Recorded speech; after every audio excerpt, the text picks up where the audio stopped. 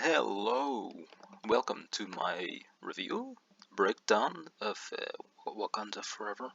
Um, this is my first video, so this is going to be very from the cuff, I guess. I have notes and stuff, so there's going to be some um, organization to this, but for the most part, it's going to be free form.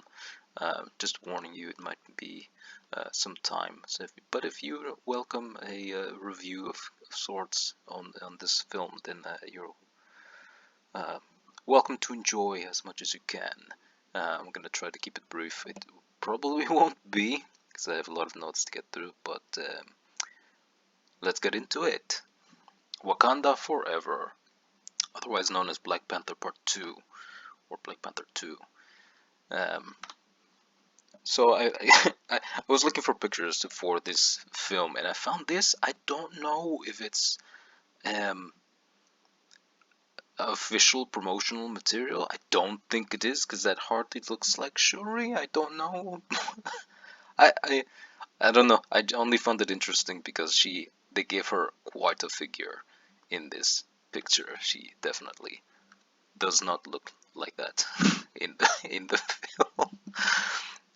But let's start anyway. I just wanted to point that out because it's kind of funny.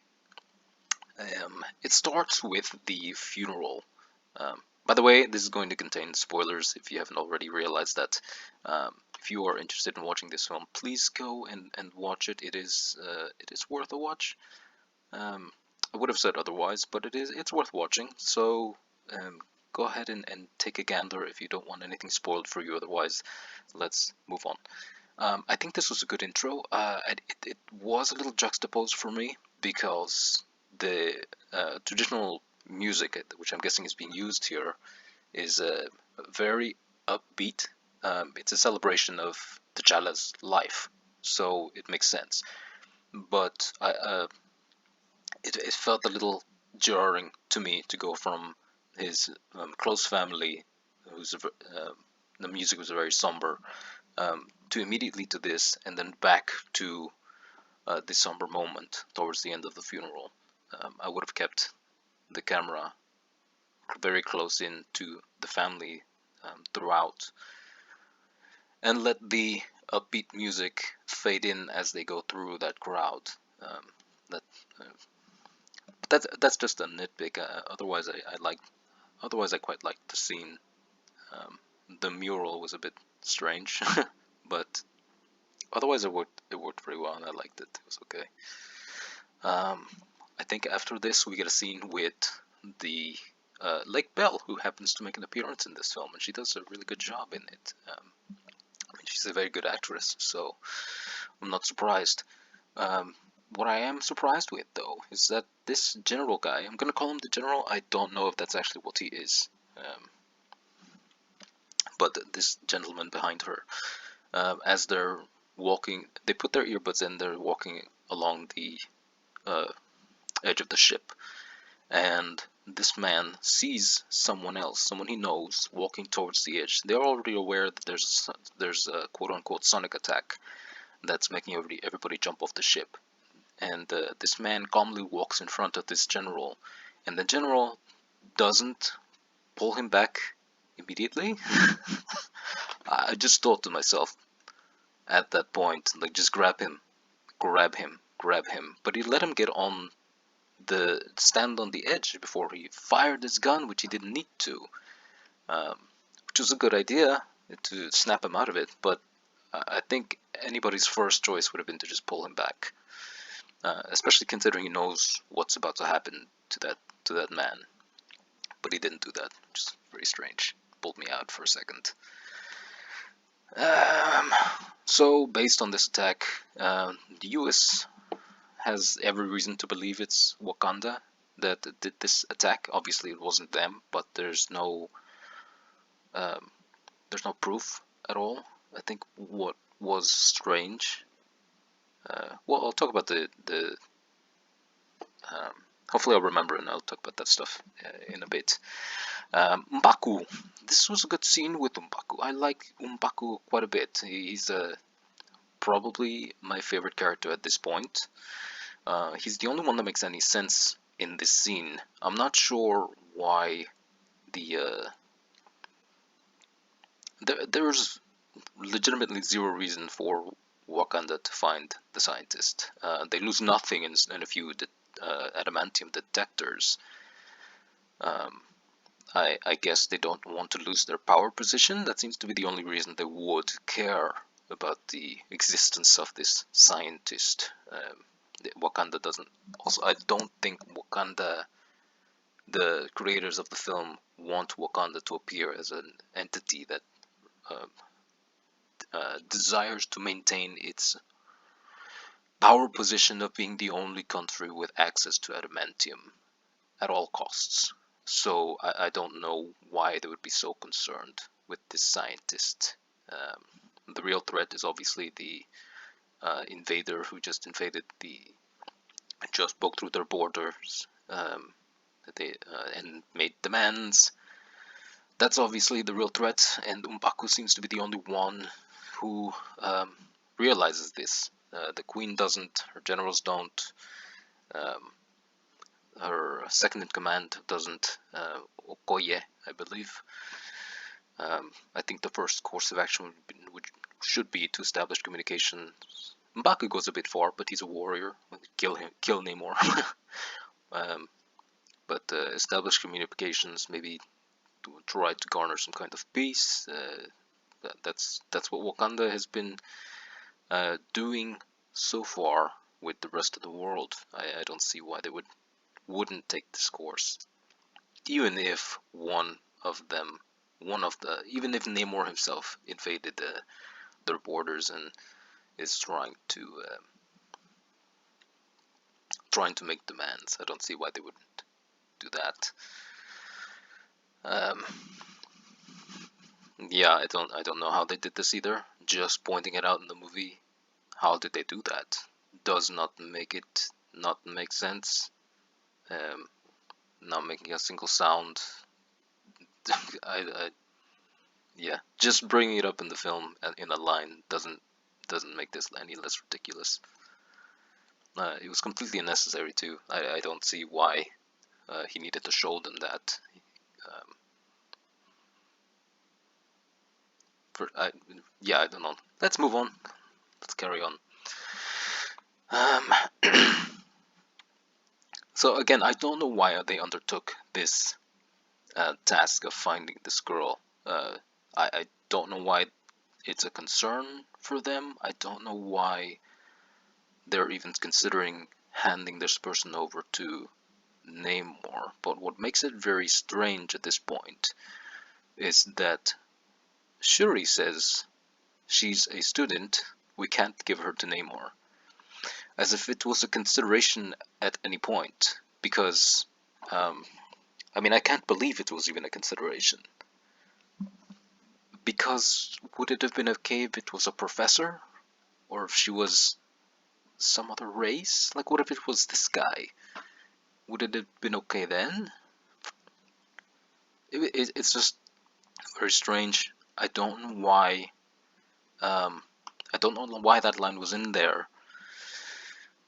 Mm, it makes the whole thing kind of funny, funky, bizarre, a little unethical to have made those considerations. But as soon as they saw her, they were like, no, they changed their mind. No, they absolutely cannot do it. It begs the question: would it happen if it was anybody else? Maybe a 60-year-old white professor on tenure at the university. Like, would that have changed things for them? I don't know. It's very weird. They're basically considering kidnapping a foreign citizen to use as a sacrifice against an unknown aggressor. It makes Wakanda look very, very evil because they're planning to kidnap an American citizen to use as trade. It's very, uh, very wrong. Uh, I'm a little mixed up here. Welcome. Yeah. But I'll use this opportunity to say I like Riri quite a lot. I saw trailers, and I wasn't too fond of the idea of this little genius. But she she played it off very well. The actress did a very good job. She's hilarious as hell. She reacts appropriately to some degree. Later down the line, some characters are well, both Mbaku and Ryuri make less sense as the movie goes on. But those two are definitely my favorite characters. I laugh my butt off whenever Riri is on screen because she's so funny and she makes a lot of sense with the things that she says. That she's why she's interested in the things she does and where her priorities are for the most part, where with going to school and like who to trust and things like that. She has an affinity for, sorry, not affinity. She has she knows about Wakanda and she has a affection for Wakanda to some degree. She knows who Shiri is, so she's not all that adverse to being with her, but then or to going with her. But as soon as the the police are involved, she instantly blames Shuri, which is a very appropriate response. Instead of saying we'll work together, in the end they end up doing it anyway. But I think between Shuri and the police, it makes sense that Riri would choose Shuri to work with Shuri. Um, so if he's a traitor, um, I don't think he should have been so complacent with helping Wakanda with not much of any information, because as I mentioned before, um, the American government has every reason to believe that the attack on the ship was Wakanda, at least from their point of view. And as soon as I believe Mbaku and Shuri say to him that, as soon as they say, oh goodness, what do they say? They say they can't tell him who. I don't know why they can't tell him who the attack actually is. They can't reveal who they are. So the film is preemptively making that country a secret, which doesn't become an issue until later. That country needs to remain a secret because Wakanda doesn't know that yet. So it's retroactive, or sorry, preemptive writing for an issue that'll become later on, which just means bad writing. But despite this man being saved by Shuri,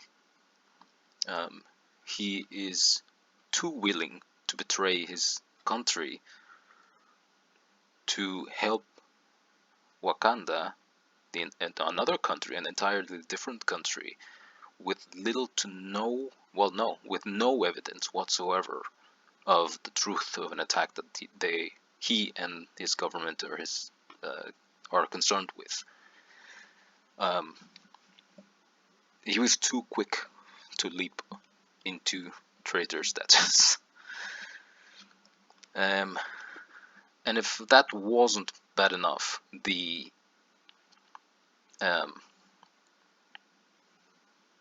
well, no, that's probably worse. Namor gives a seashell. He says, blow into it. I thought it was a neat little idea. He said, blow into it and throw it in the sea, and I will be there in moments. But that never came up because he's not seen here, but there's another man behind this lady. So there's 5 of these Namorians. I forgot what they're called.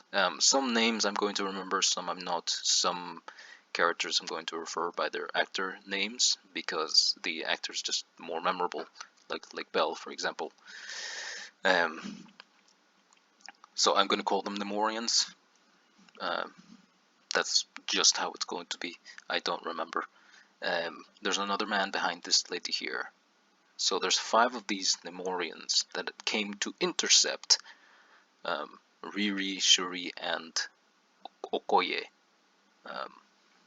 So if Namor could have just sent these 5 people to kidnap Riri, because he already knew who it was apparently, because they didn't follow Okoye or Shiri. They weren't following them. There was never any indication of that. So if this could have been done with just these 5 Nemorians, why did Namor tip off the Wakandans of his intentions at all? He could have remained secret. These people could have. They're obviously not afraid of being seen. These people could have gone and killed Riri, and Wakanda wouldn't have even been the wiser.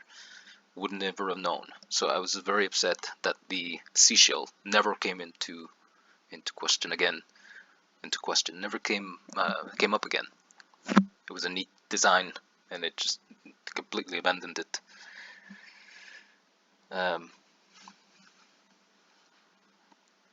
Lupita Ngoyo, I don't remember her last name, but Lupita. I really appreciated her presence in this film. I was glad to have seen her back. She's a tremendous actress, obviously. She says a line that bothers me. She said, "I was afraid of how final the funeral would be." And the reason this upset me is because this is exactly what people don't say or realize when they act irrationally, like not going to a close friend's funeral. They don't know. People don't talk like that. They say, "I don't know." They say, I should have gone. I made a mistake." I don't know. They don't say what their psychological issue actually is. I think this can be excused for some reason later that is revealed. But as the film goes, her explanation is a little too self-aware. Just general human conversation just doesn't work like that. I was afraid that it would be too final. Doesn't ring well as speaking humans. Another issue here was the lazy writing for the investigation. At the film clocks in at about 2.5 hours. That's plenty enough time to include some investigatory thing, or how she goes about discovering this place. But as it stands, all that happened was that she talks to this lady who, despite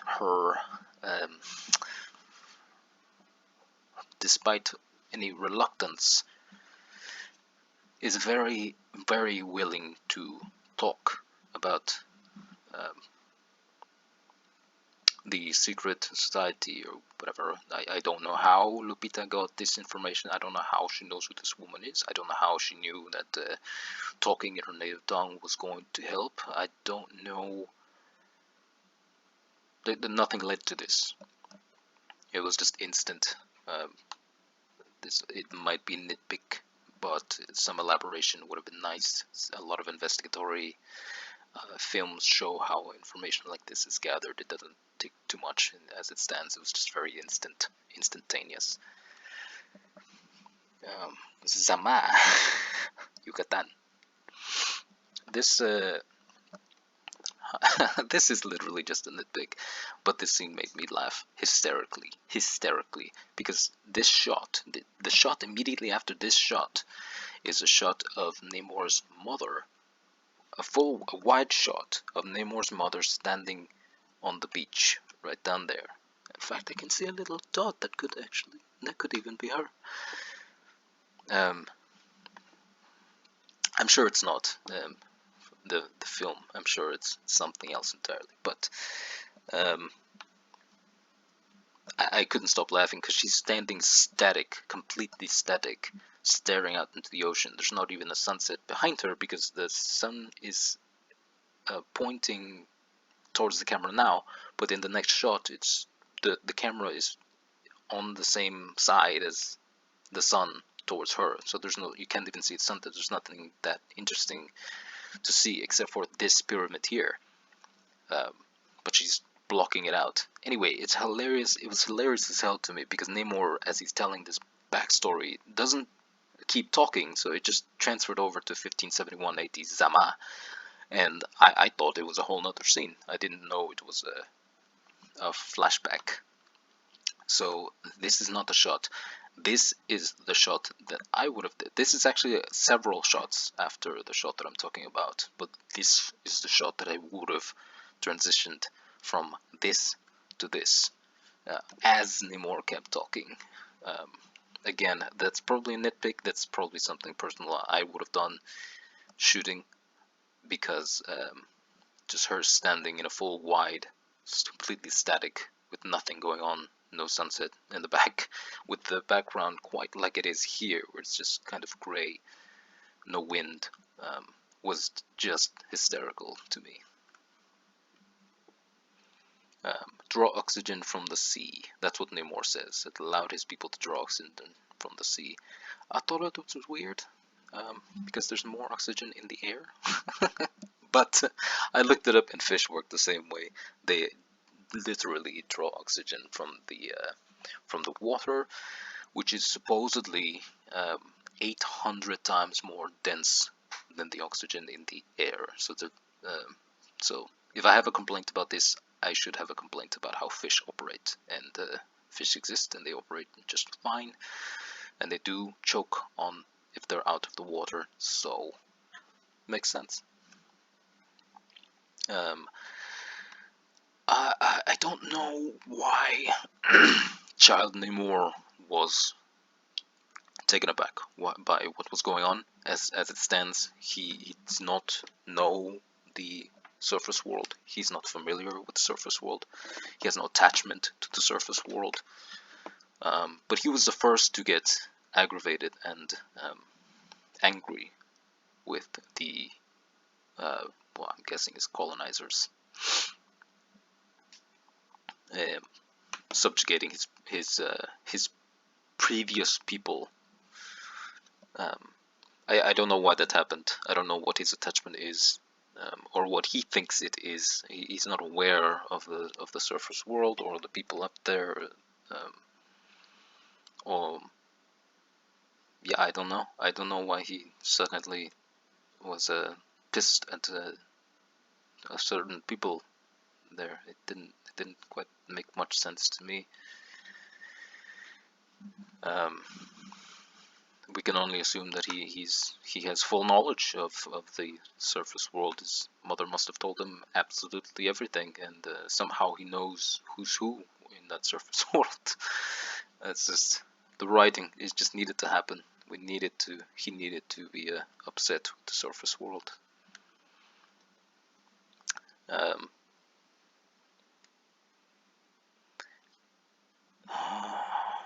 Riri is the best. I liked her every time. Every time I saw her, I was entertained and surprised at how it was just fun. It was just fun to see her. Just going through my notes here as well, trying to see if I missed anything, or I'm not done, but I'm skipping past and back, making sure I don't miss anything.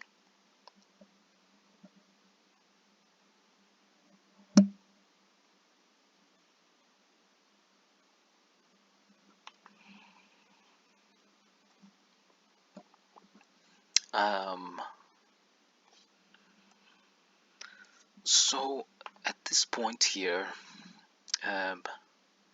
Riri and Shuri have been kidnapped. I don't know why he hasn't killed Riri already, because they're both imprisoned basically in their underwater domain. Shuri has already revealed that she's the queen and demanded an audience with Namor, so that's why they brought them both. But considering how adamant he is about protecting his homeland, or I don't know why he hasn't already slain Riri after being in possession with her. Also, not sure why Shuri is so invested in saving her. Again, this goes back to uh, why Wakanda is so invested, got so invested in the first place. Uh, their main concern should be establishing communication and contact with this country, not finding some unknown scientist in another country, in a completely unrelated country to the two. I'm not sure what, but beyond that though, I'm not sure what killing her would accomplish. Riri doesn't even know that her creation works. As far as she knows, the professor told her that it could never work. As far as she knows, it doesn't. And the whatever plans or anything that were created from that project have likely been given, the credit for that project has likely been given to someone else, or the CIA, or um, just somebody under the CIA, or somebody in the government, something like that. These things can be replicated as well, especially if they don't need Riri. They can obviously create more. Namor should be under the impression that the originator is some kind of official in a high government position. So it doesn't make any sense that Riri should be the target at all. But beyond that, it's very nice to see that Namor has, or a villain in general actually, has a very legitimate and has a nice motivation to protect his people. And the adamantium is a very powerful substance apparently, and it helps his people, and he knows that this detector can end up finding them, so it's a very real threat. I like his motivation, so it was nice to see that.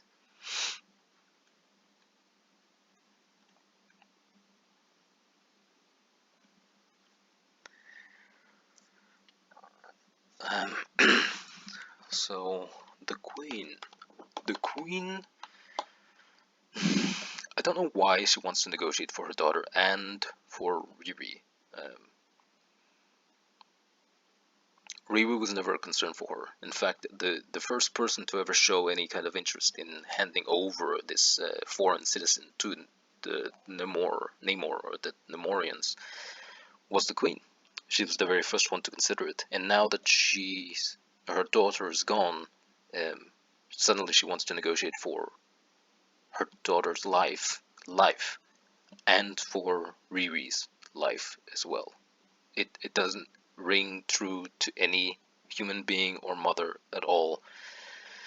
Um, the what I would expect anyone in this situation to say is, go ahead and kill the scientist, but give me back my daughter alive. Um, that's her best bargaining chip. I wouldn't expect anybody to have any other. She is the last uh, child that this queen has. She just lost her son. It hurt everybody very deeply, and she is very, very, very invested in protecting her daughter to almost any lengths. And even if her daughter is her first priority, which it should be, which I believe it is, her second priority should be Wakanda itself. And again, losing or the discovery of the scientist or the death of the scientist makes little to no difference whatsoever to Wakanda. In fact, it only makes a difference to Wakanda if she is alive. So, no idea why she is interested in saving Riri, especially at this juncture with her daughter uh, being held captive by this very clearly dangerous um, nation. Um, this holdup kind of threw me off because earlier in the film, the five Nemorians that attacked Okoye, Riri, and Shuri got up from what Okoye described as death wounds. Um, I'm not quoting. She described them as being lethal wounds. or lethal blows, they got back up. So I was under the impression that the Nemorians were immortal to some degree, or at least invulnerable. Um, at the very beginning, Lake Bell shoots quite a few of them, and some don't react, some do. I chalked that up to bullet placement. And then later on the bridge with the 5 Nemorians, we discovered that they're invulnerable to some degree. So I didn't think this firearm was going to do much of anything to them. But she shoots one, as she's saying, kill the princess. The other one, instead of killing the princess, she holds her up with a knife. So, two things. I don't know why she didn't just kill the princess, especially given the fact that the audience has been shown that these people are invulnerable or immortal. She should have been far more willing to have killed the princess. I would have understood. Some Nemorians are blue, some are not.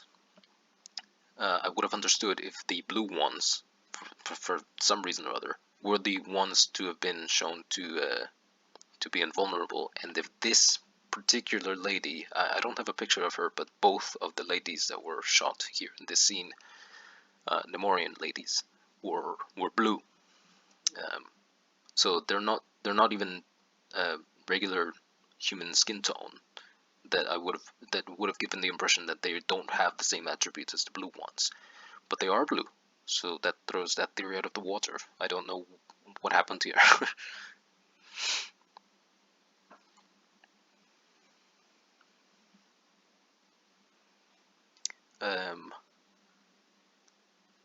At one point, no, I don't want to talk about that yet. When Riri is taken to Wakanda, so Lupita saves Shuri and Riri and takes them to Wakanda while the Queen is having a conversation with Namor, or a negotiation. And again, it would have been very good for the Queen to say, just kill the scientist and give me my daughter. Because in the very next scene with Okoye, we already know this, but with Okoye, it would have been made evident that the Queen already knew that they were both likely to be saved by Okoye. So it wouldn't have even. But there's no reason why the Queen wouldn't have taken the best chance to say, if Okoye fails, give me my daughter, kill the scientist. But they get saved. Riri comes back here and she asks her, she wants to go home. They say she can't, and she says, can I call my mom? Can I at least call my mom? And the Queen doesn't say anything, but she has this reaction, like I don't know how to describe it. It's a very sympathetic reaction. Like she completely understands. It was a very nice moment. I really appreciated it because there was no lines that the Queen said. Her face said it all. It was very nice, very neat.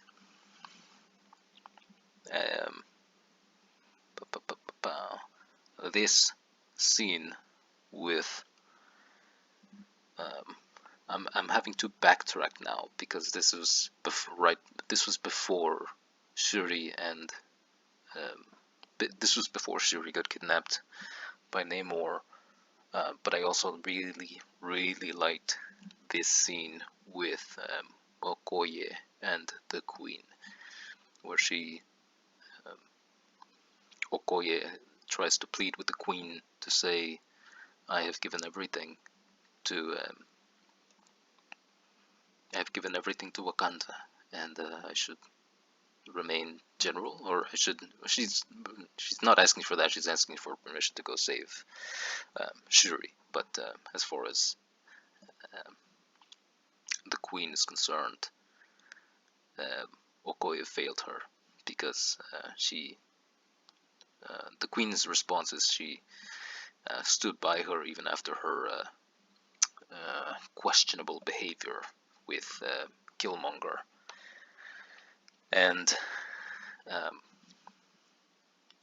that Okoye would never understand how much the queen has given that she is already lost one child to the throne and is about to potentially lose another. Very, very, very good scene. Very good performances by both of them. It was very nice to see. Um, so I just wanted to mention that there are quite a few good things about this film. It's not all bad, even though I'm pointing quite a few of them out. From my well, you can agree or disagree, but we can't disagree that this scene is good. Um, so back to criticism. The adamantium glass, or well, I don't know if it's adamantium. I just started referring to it as adamantium glass because Namor. Okay, so in this fight, when Namor attacks Wakanda, he is able to butcher the uh, Wakandan ships with his spear like they were butter, like nothing. He destroys them. I'm going to assume that the Wakandan ships that were being used have a heavy dose of adamantium on them, built with it. He was able to cut through that, but when he goes to. So the queen is in this throne, and there's a window facing out, and Namor goes to attack the window, and he charges at it full speed with his spear and cannot get through. So is this adamantium glass? And even if it was, why would that stop him? Um, it it was just a way to get that moment with the queen telling Riri to run, and Namor just getting through. It was arbitrary to create tension. Does not make sense. Um, these water bombs. I'm not sure if these things are not um, kind to living creatures. Um, they are water bombs. I'm not sure if people know this, but the police or uh, police entities sometimes use, I believe they're called water displacement bombs. I don't know the exact name, but sometimes they use water bombs to disable uh, actual bombs. Um, and it's done because the water disrupts the concussive force of the explosion being caused. But if anyone is near these water bombs, they will be killed instantly. It has a much smaller radius by design because it's meant to just um, disable explosive devices. So here you can see just behind the throne there are two smaller explosions because Namor throws quite a few of these bombs at the glass, which the queen is standing right in front of. So I would have understood if the bombs just blew up the glass, but they don't just do that. Some of the bombs blow up the glass, and some of the bombs penetrate through, like these two here that you can see, and detonate inside. So the queen receives quite a blast from these bombs. Um, and yet, she is totally fine. She dies from drowning. Just enough time to be a savior to Riri, and not to die in such a horrific way that there wouldn't be a pristine body to bury. Just it's writing, it's modern writing. That's all it is.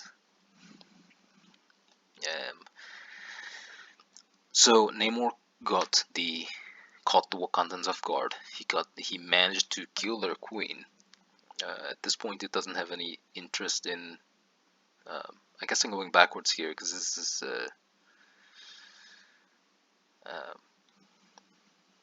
Oh no, I'm not going backwards. This is fine. This works in the chronology. So he says he'll come back in 1 week's time. I don't know why he decided that. He, like I said, he got the Wakandans off guard. He killed the queen. He has the upper hand at this point. M'Baku was taken out instantly with a single punch, um, which was cool to see. I don't have any idea if M'Baku's armor is made of adamantium. I would assume it is, but it's possible it's not. But if it is, I wish there was something indicating that it was, because Namor punched through that like it was nothing and knocked out M'Baku. In my head, I'm thinking this armor is made of adamantium, and Namor just obliterated it, which is very very cool to see, especially in slow motion. It gives a strong impression as to how powerful Namor is. But again, I'm assuming that it was adamantium. I don't know if it was.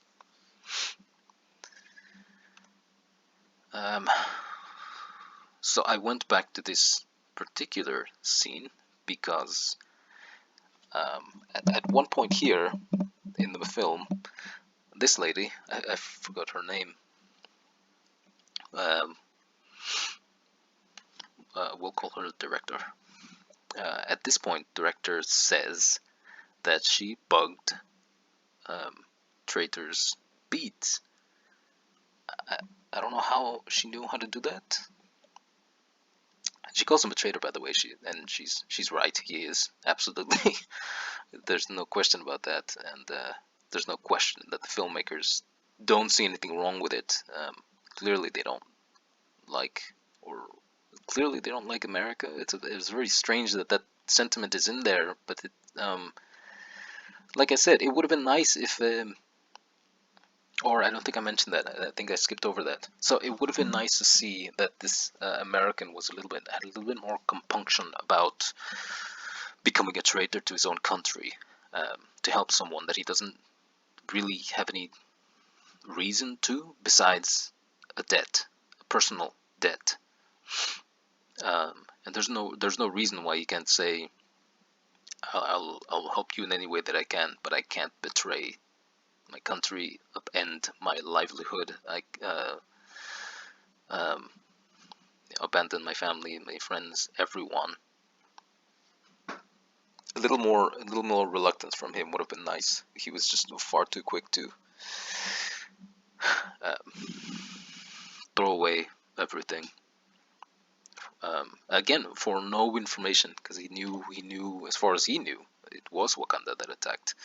All he had was Shuri's word in saying that it wasn't them, and that they can't tell them who it actually was.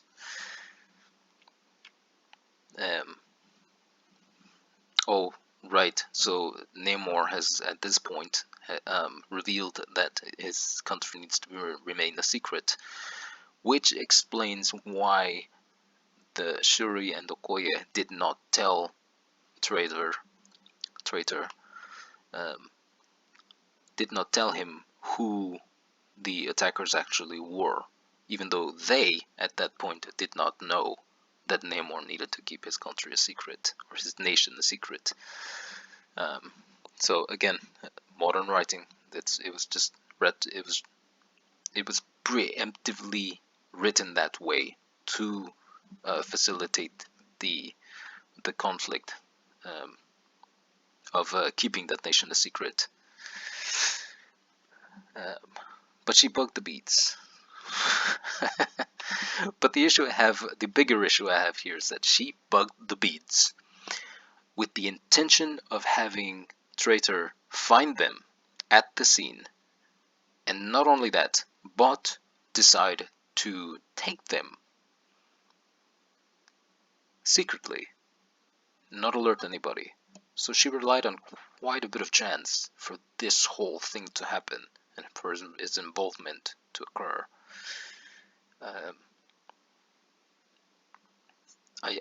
This all of this could have been cut out completely. His involvement entirely, because it wasn't absolutely necessary that he be the one to reveal to Okoye and Shiri about the scientists, because Namor already knew.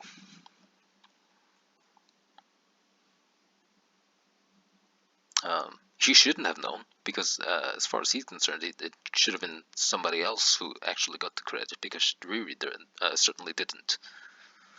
So this whole thing could have been cut out. The film could have been cut down by an extra half an hour at least.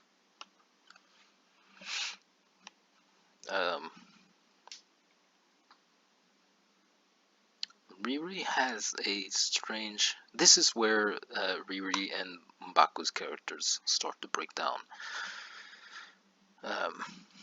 Riri has this fascination with the Queen, specifically, to the point where she has to the point where she has affection for her. I'm not sure why. At one point in the later fight, Riri says for the Queen, but the only thing that went through my head was the Queen tried to kidnap you. No, she did kidnap you. Shuri was sent to do that. They just got intercepted and then kidnapped, quote, saved again by Lupita and brought to Wakanda. So Riri's had quite a few days. But so from her perspective, I can see how Wakanda is the ones that are invested in protecting her, because it's different from Namor. But Riri already has a preconceived notion of Wakanda, and it's a very positive one. So, but all that was going through my head was the Queen was intending to kidnap you and offer you up as trade to Namor. So, yeah. Obviously, they were never going to do that, but because they can't be seen as bad people. But modern writing is modern writing, and you can't escape that that's what the Queen's initial intention was. She was going to go along with it. And it wasn't until they found who this is that they ultimately decided they were absolutely not going to do it, which raises questions as to what ethics Wakanda, or the leadership at least, actually has. Because again, if it was somebody else of a different persuasion, would they have done the same?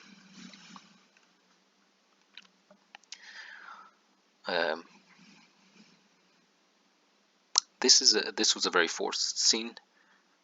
This lady here is one of the warriors under Okoye, and she's given a talking to with.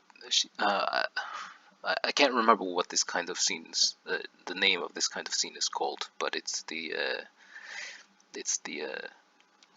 loss of hope and the re-inspiring kind of scene. And somebody asks her, "Do you still have fight left in you?" But this woman never lost it. She was always willing to fight, and she never. This was after Namor's attack, and after Okoye had been stripped of her position as general. So if anybody should have had this scene, it's Okoye. Okoye should have been the one to have this conversation with Shuri, because the Queen's last act as Queen was to strip Okoye of her generalship, and it was a great scene, and Okoye took it very hard, very, very hard. So she should have had this scene This scene should have been with Okoye and Shuri.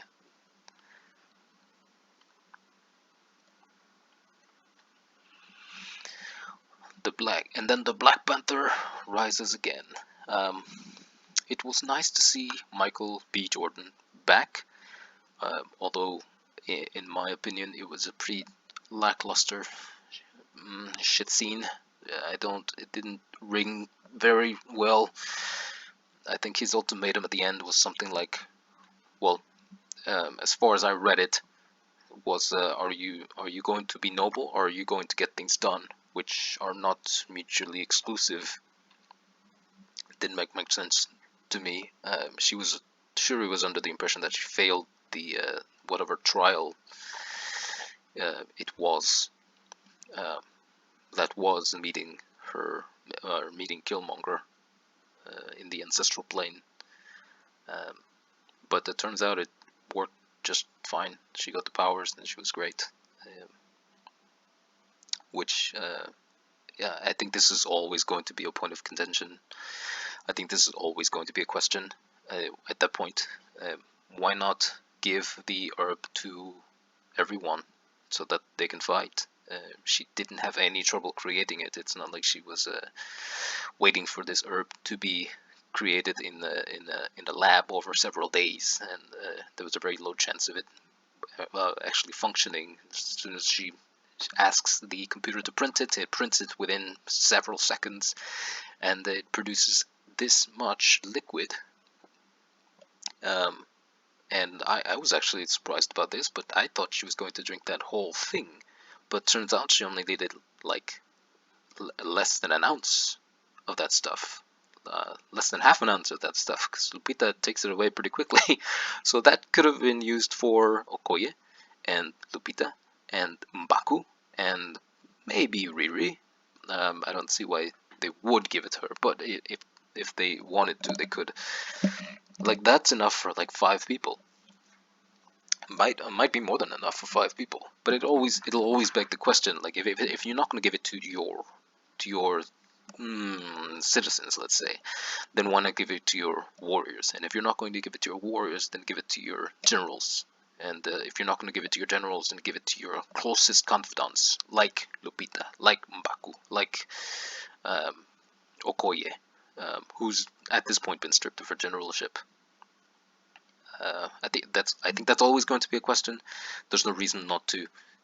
Shuri is not the kind to adhere to traditionalism, where it's just for the Black Panther. By the way, I really like how Shuri has been reluctant to reinitiate the Black Panther, because to her the Black Panther is her brother. Her brother is the Black Panther. So to bring the Black Panther back is to forget her brother. I really like that tension in this film. It was really nicely done. I don't know if it was on purpose. I hope it is, but that gave a clear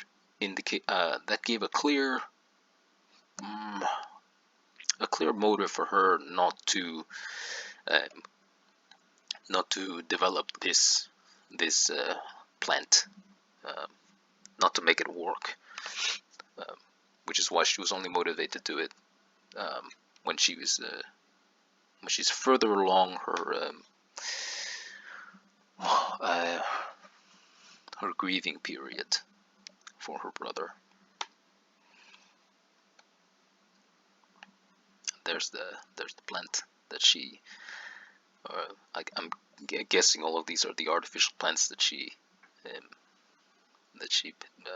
made or printed, and is planting for to regrow the garden of the plants. Hopefully for everybody, because this. Apparently Wakanda is great, and everybody deserves to be able to protect from invaders like Namor, and they shouldn't be caught off guard again. So here, this is the other example I have that of a what I would consider a character assassination. So I am aware and keep in mind that at this point M'Baku was punched by Namor once and knocked out, which is not too distinct from something he would expect from a Black Panther. But M'Baku wanted to kill Namor when Namor only asked for the scientist to be delivered to him. M'Baku's first suggestion was find Namor, kill him. That was it. And now that Namor has invaded their lands, knocked M'Baku out with a punch, killed their queen, now M'Baku doesn't want to kill him. Suddenly he's the voice saying no. Um, I think this is character assassination and lazy writing because they needed someone on the council, someone close to her to say no, not anymore, and they retroactively fitted his reasons as your mother wouldn't want that for you. Shuri's mother would not want that for you. But his concern is his people as well. So, yeah, both Riri and M'Baku started falling off a bit for me because of that. It was interesting. This is the scene where Shuri demands his allegiance after she's shown up as the Black Panther, and he's still reluctant, even though that would have been the one thing that would convince him to do it. But again, they're going with a new character for M'Baku, who's not the warrior willing to protect his people and his country at all costs. They're going with the warrior or the close confidant of Shuri, who's trying to be reasonable. But it was interesting to see a power-hungry Shuri. It was. She said she was going to kill Namor. She's obviously she wasn't going to. I assumed that the Americans were going to get involved and throw a wrench in the Wakandans' plans, but that didn't happen. So, which is why I said earlier that that whole thing could have been cut out because they weren't even involved towards the end. It didn't make any difference.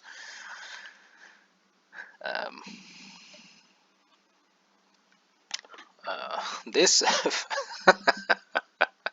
this this face sums up my my feelings toward this suit. This suit. I really don't like this suit. I think this would only be a guess, but I think they were going with some kind of traditional African mask design and the clothing design. I think that's what they were going for. It fails for me. It hardly elicits that culture, and it looks hideous to me. I it's a personal opinion. It was throwing me off the entire time because it looks silly as fuck. Just ridiculous. And it looks even worse when the face part is removed, and you can see the face with what appears like a receding hairline, and then the predator dreads coming off the back.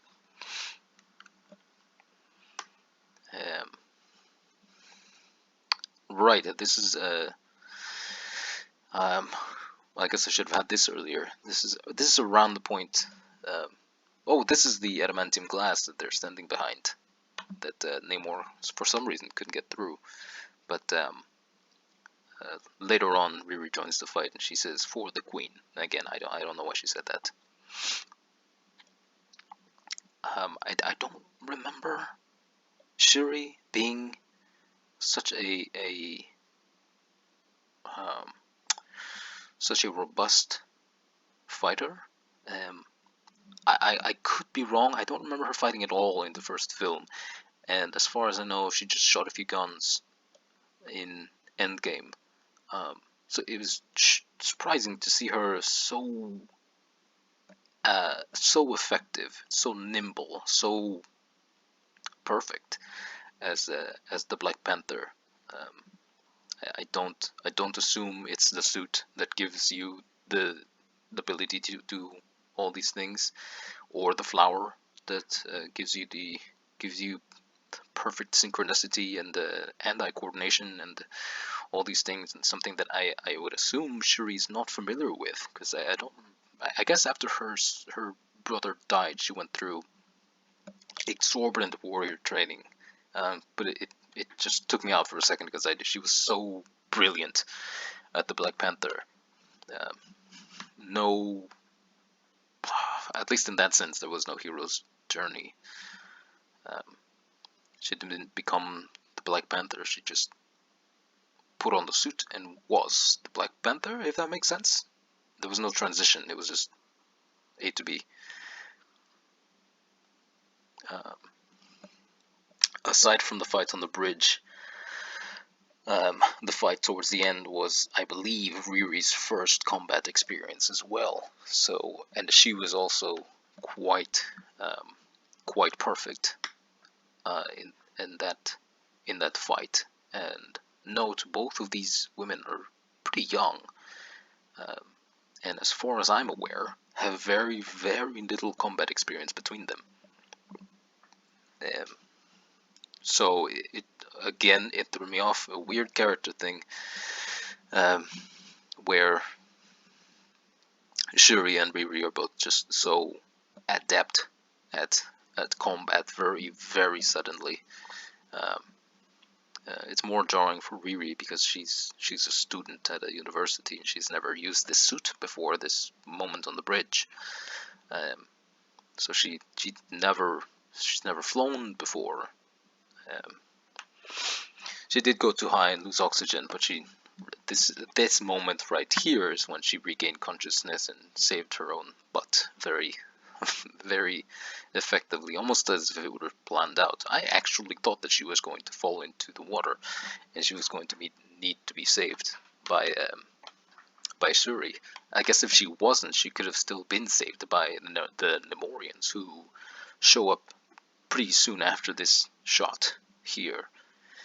Um, but again, it was I don't know where their skills came from suddenly. It was very strange to see that happening.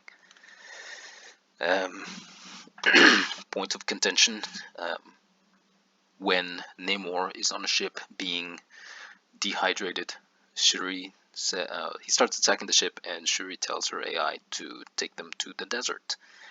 This is where they land.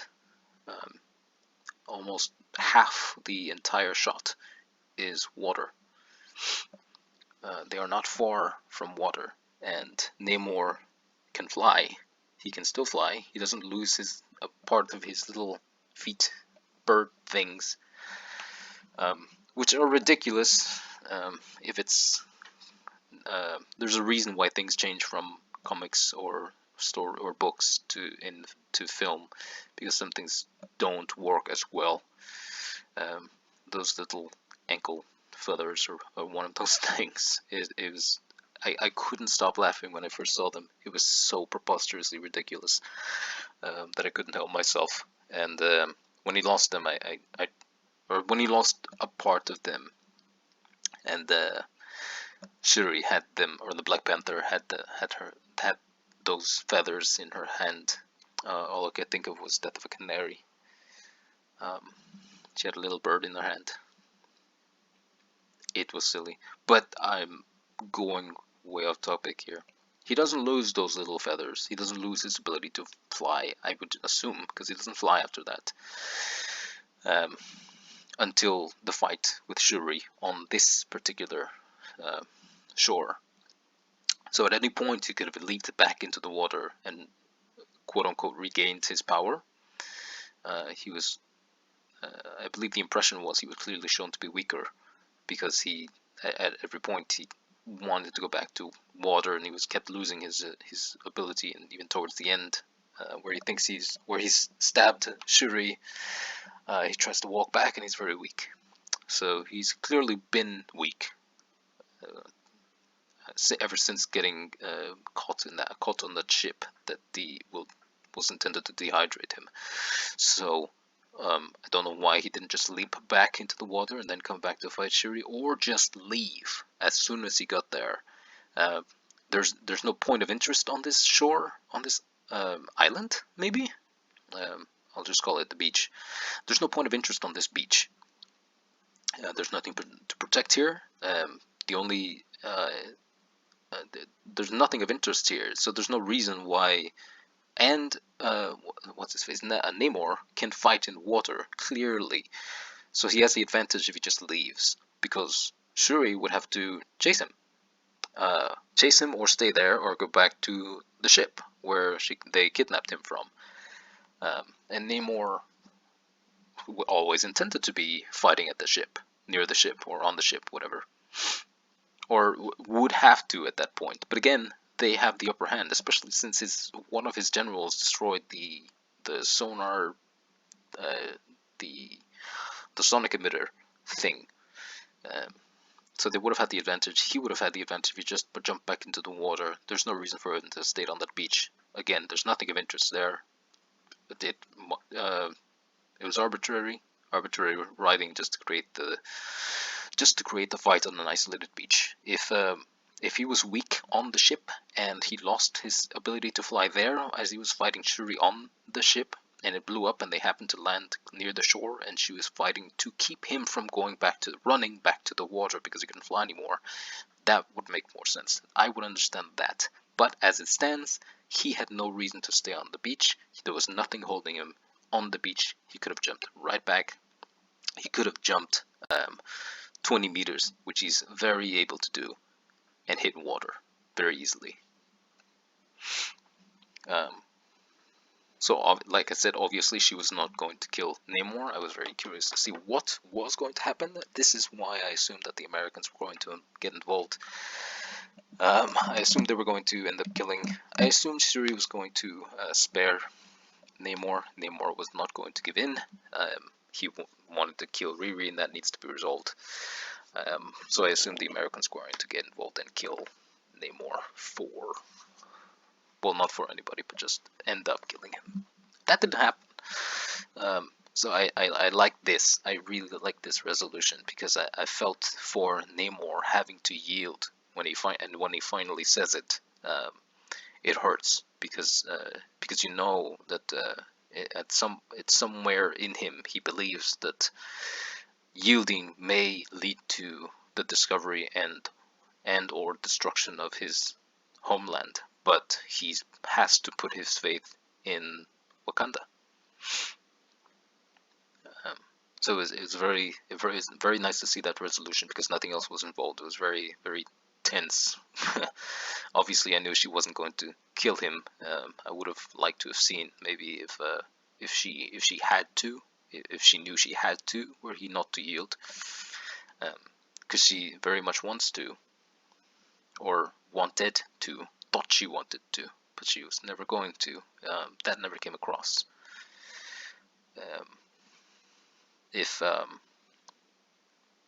At this point, it's revealed what she said to Killmonger, which is that she'll have Namor begging for his life when she kills him.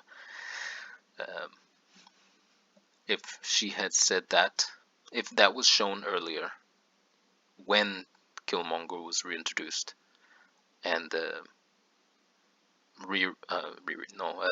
and Shuri was given the powers and was convinced that that was the right thing to do, it would have been much more. It would have put in a lot more doubt in me that she wasn't going to kill him. That she was convinced that it was the right thing to do, that it's what she should do. And then at this point, she would stop and consider that might not be the right course of action. But it was it was cut in a way that never elicits the idea that Shiri does think that way, that killing him is the right thing to do, and it was only revealed here that that's what she said um, she's going to kill him, or yeah, that she's going to kill him while he begs for his life. So um, I don't know. It didn't. It wasn't. Uh, for name, I felt for Namor, and I felt tense for Namor, and I was curious what he was going to say. I wasn't curious at all, or tense at all, or concerned at all for Shuri, because I knew she wasn't going to kill Namor. She never thought that was the right thing to do. It there was nothing there. It was a nice journey for her, but I think the cutting could have been done a little bit differently, so that to give the implication that she could go down the wrong path. And I think it was almost there when she was when we were seeing her be very power hungry, but we didn't even know why that happened. Like I said, if it was what she said to Killmonger was revealed when she met Killmonger, that would have put things into perspective as to why she's going down this path now. Because she went to the ancestral planet. She's convinced now that that killing Namor. Um, that killing Namor would be the right thing to do, and goes against, even though it goes against her, Shiri, and what her mother might want for her.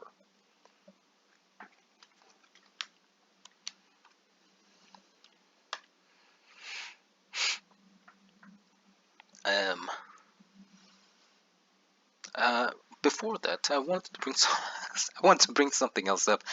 Um, the whole America's whole involvement in this thing, like I said, could have been cut out. I think it should have. It doesn't make any sense to me, at least.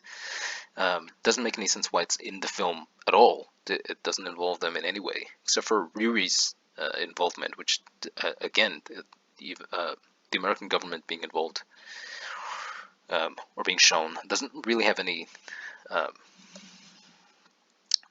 any weight on the story, on the plot, which involves primarily Wakanda and uh, the Namor's nation. But as if it couldn't get worse, the Wakandans save Traitor, and I guess he's going to live in Wakanda like um, like oh jeez, Winter Soldier, like Winter Soldier. So Wakanda has a history of harboring traitors from other countries. Um, they just sanctioned another one. Uh, didn't even bother to make it very discreet. Um, they straight up kidnapped him, sanctioned him, and I assume he's going to live there because he can't go back to his homeland. Um, so it doesn't. Yeah, he definitely betrayed America, and he is. As far as America is concerned, he could have secrets. Like any country would be concerned about this traitor having secrets that they could reveal to other countries, regardless of who they are. Uh, but yeah, Wakanda has no compunctions about harboring those people. I guess they feel like they can because they're the most. It's mentioned several times. They are the most. They're the superior power in the world, according, I believe, to the Queen, to Namor, and to the Americans as well. Um, this was a great ending. I really liked it. Um, she came full circle here with the with not wanting to let go, not wanting to participate in tradition. She's accepted that and is throwing this into the fire. I missed exactly what it was, um, but her mother was trying to get her to do it. Um, and then we get the reveal of T'Challa's son, where I'm guessing he had a son around 3-4 years prior to his death, and Lupita, I guess he was kept a secret from Wakanda itself, all of Wakanda. Um, obviously that was never planned in the first film. It was because T'Challa's or Boseman's death was not obviously not planned or planned for. I think this story was completely rewritten because he died.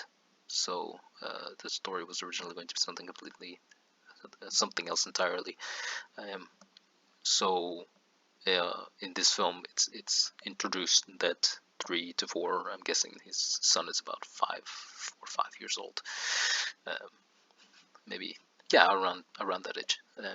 So he must have had a son several years before T'Challa passed in the film, and for some reason he had Lupita and his son leave long before he perished, I believe, or they said that she left immediately after he died, and she wasn't there for the funeral. So, pretty tragic scenario to not have a son not interact with his father at all much. But anyway, I'd be going too far into the details there. It was very nice to see the three of them sitting by this fire talking about T'Challa, and Shiri's wonderful little performance there, reacting to what she just discovered is her nephew. Talk about being the Prince T'Challa of King T'Challa, son of King T'Challa. It's very very neat, and I appreciated it. It was very nice. Overall, it was I enjoyed the film. I was surprised because I've been wanting. I thought my first video was going to be about Thor Ragnarok, which, in my opinion, is the point at which I realized. Well, I guess it's not in my opinion. It is the point at which I realized that Marvel movies were going downhill quite a bit. Since then, I have not enjoyed a single Marvel film, and then I was very reluctant to see this film, and suddenly felt like I needed to talk about it after watching it because it's not as bad as I would have anticipated.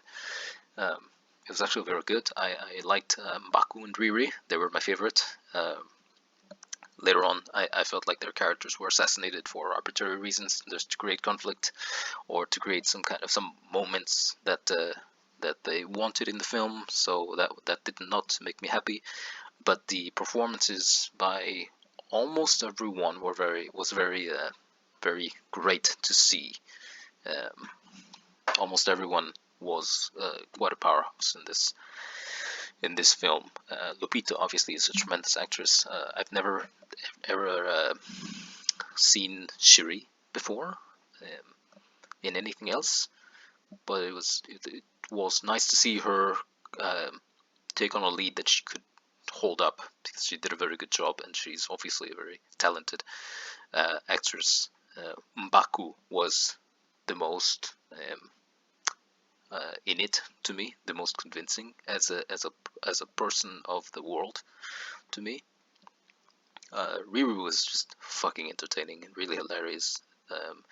Her when she first sees Okoye in her restroom or in the bathroom, just had me rolling so hard. It was so good. She's so funny and even charming with the given that she's a character who's very reluctant to go with or do anything with anybody, or should be very reluctant.